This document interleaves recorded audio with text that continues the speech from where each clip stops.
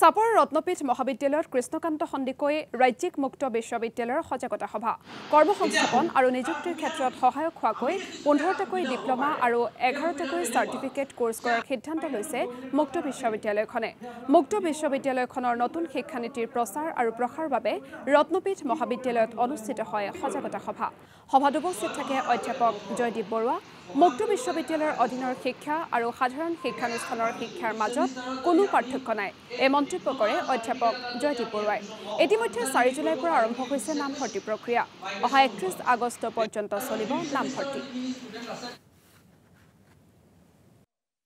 এটা হল যে আমাৰ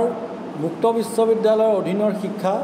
আৰু সাধাৰণ শিক্ষানুষ্ঠানৰ শিক্ষাৰ মাজত যে কোনো পাৰ্থক্য নাই আৰু দুয়োটাই যে সমান মান্যতা আৰু ন্যায্যতাৰে নিযুক্তি আৰু উচ্চ শিক্ষাৰ ক্ষেত্ৰত